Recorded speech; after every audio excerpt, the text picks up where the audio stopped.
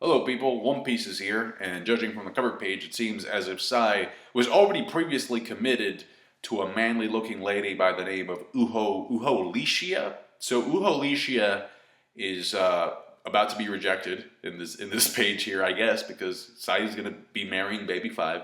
I love Baby Five's face in that page. She just looks straight up stunned. Also, it's nice to see Don Jing-Zhao there as well, with the peak of his head is bent. And can't wait to see where this goes. Now, the good thing about this chapter entirely focusing on Luffy's group is that once Oda decides to go back to Sanji, alright, we can just have a jump cut and we can skip a lot of the boring parts, like, say for example, Chiffon and Pudding trying to gather up the ingredients and stuff. We can just skip all that and just jump straight into the act of them trying to bake the cake. Because time is still running, we're just in a different location. And so once we go back to Sanji's group, we can expect something pretty interesting from them as well. Now, Pedro is busy turning Chopper and Brook into lollipops. At least that's how he makes it seem. He says that the candy will eventually suffocate them and they'll turn into candy men, and then he'll be free to lick them, which is kind of weird, but that's what he's doing. He says that in 3 minutes they'll be dead, and he even puts like a little clock on Chopper's head for some reason, I guess just to keep track of time. Anyway, Katakuri tells the pawns, the fodder aboard the Sunny, to just get back into the mirror world, because once Luffy arrives, he's gonna knock them all out with King's Haki, with Conqueror's Haki. So they're like, okay, goodbye, bro, we're dipping. They go back into the mirror world. All these fodder people go back into the mirror world. Now, if they do end up smashing the mirror aboard the Sunny like Chopper and Brook intended on doing in last week's chapter, then these soldiers are probably going to have to find another exit out of the mirror world. And I predicted last week, at least, in terms of Daifuku, that they would probably come out in Kokoa Town where Sanji is. We see the Straw Hats getting close to the Sunny, and then Pedro activates an ability called Candy Maiden, which is an Iron Maiden, but made out of candy. Jinbei suggests that they just go around it, but Luffy's like, hell no! I'm going straight through it. Gomu gomu no! Reta Haka! And this is actually a pretty great example of something I mentioned last week when I said that Luffy is very sharp and very quick when it comes to fighting adaptability. So I'm pretty sure that the reason for why he knew that fire would work on the Iron Maiden is because he saw Sanji use his fire with the Diablo Jamba on Pedro's candy to break that crystallized candy and free the Vinsmokes. I'm pretty sure that's how he picked that up. But then Katakuri matches the Red Hawk with an armament Haki punch of his own. His arm stretches, and Carrot actually says something that I've been saying for a while now, which is that Katakuri's Devil Fruit ability is very similar in nature to that of Luffy's. At least they seem to share some of the same properties. So hopefully the experience turns into a very good learning opportunity for Luffy before they actually manage to get Katakuri off of the ship. And I think it's very important to note that that's the objective. That's the objective. Jinbei tells Luffy, just get Katakuri off of the ship, alright, so that we can leave. And Luffy actually says, Roger, got it.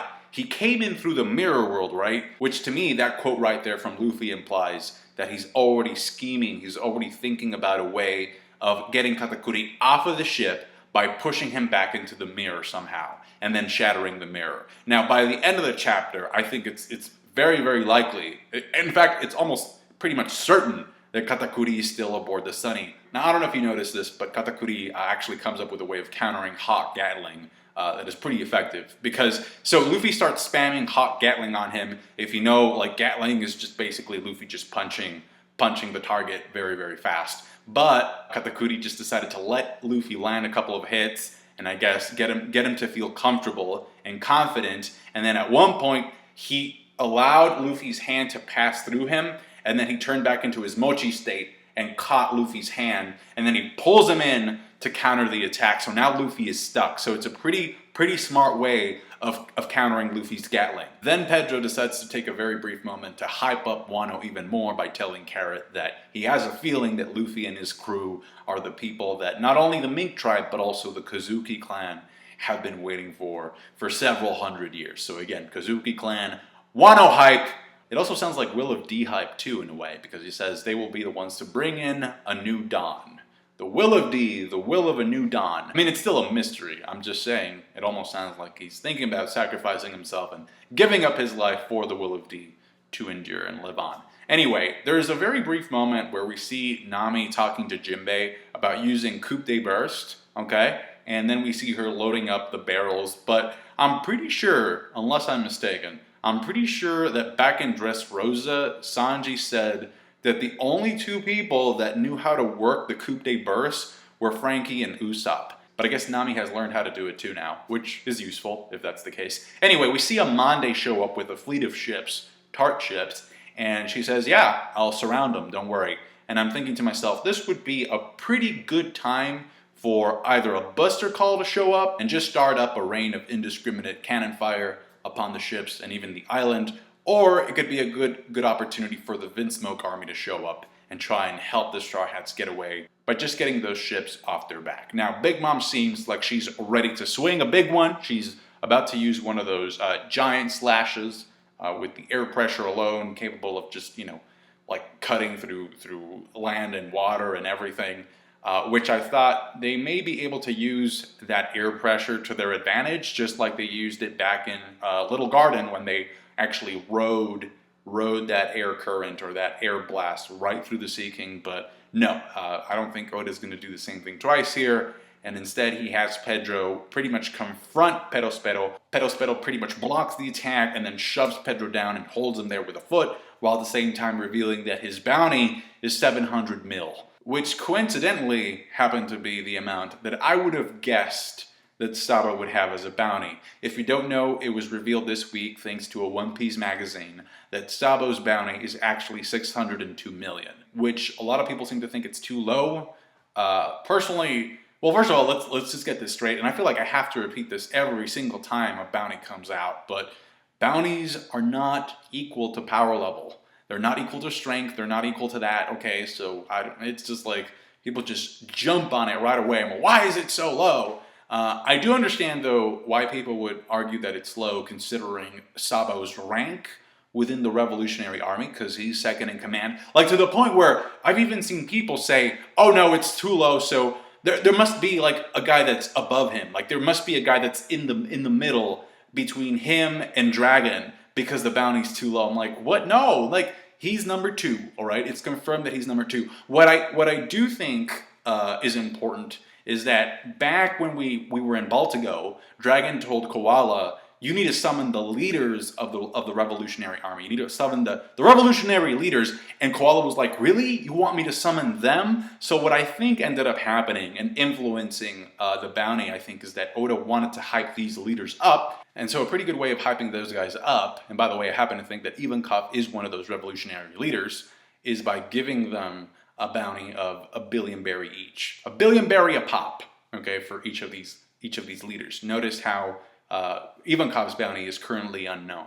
So I think that's what happened. He wanted to hype these leaders up, and so he said, well, in order to do that, I need to sort of like lower Sabo's bounty a little bit more so that, you can have this great hype for these new characters that I'm going to introduce pretty soon in the story. And that being said, I also think it's important to note that we don't know if this bounty for Sabo was pre-Meta Meta no Mi or post-Meta Meta no Mi. Did he have the Meta Meta no Mi when this bounty was issued? Because if it was before he got the Flame Fruit, it makes sense, I think. If it was after, then I think it is a little bit low. I would probably place him at like 750, around that mark. I mean, it's still higher than Luffy and Ace's bounty. And if you think about it, like Ace was literally the reason for why the war at Marineford broke out. And so that kind of helps to put everything into perspective. A 500 mil plus bounty is no joke. Anyway, unfortunately, Pedro ends up blowing himself up. And if you look at that final panel, it looks like the explosion not only was strong enough to free the Sunny from Perospero's candy, which if that explosion hit Perospero, I can only imagine that Brook and Chopper have now been released from his candy. So the Sunny is just pushed forward. And you also, I think it's Big Mom. You see a little bit of what appears to be Big Mom falling to the sea. So if that's her in the final page, that's a problem because she can't swim because she's a Devil Fruit user. Anyway, Pedro was actually, I think, ready to blow himself up before this. During his fight with Tamago, he did the exact same thing. He has like, this strip of dynamite, except back then he was saved because Carrot and Chopper and the people in the mirror world saw him and pulled him into the mirror before the explosion could go off. And so the real question in this case is, did Pedro actually die? I happen to think that yes, I think he did end up dying. I think the explosion did end up costing his life, but I also think that he will come back, because for one, it's One Piece, and number two, we got a flashback in this arc where we found out that Big Mom actually took away 50 years from Pedro's lifespan, okay? And so I happen to think that once Luffy defeats Big Mom, somewhere down the future, if she's unconscious, it's logical to believe that she will no longer be able to control her devil fruit power, and so the lifespan that she absorbed will leave the homies and go back to their original bodies. What kind of body will Pedro's lifespan go back to? That's a whole nother question. I'm not sure what kind of damage this explosion left. Unless, like, he turned into ash, then, he's pretty much screwed. But as long as there's like a little bit of a decrepit, messed up jaguar somewhere to be found, the lifespan can still go inside of him and return to him, and he can live for 50 years. That's it for me, guys. I have to say that this chapter was definitely an improvement on the previous batch of chapters that a lot of people, I know for a fact, a lot of people were not happy with them, because we got a lot of cancerous comments from many sides, many sides. Okay, thank you so much for watching. Like the video if you did. Subscribe to my channel if you haven't already for more One Piece reviews. Catch you guys later. Take care. Bye.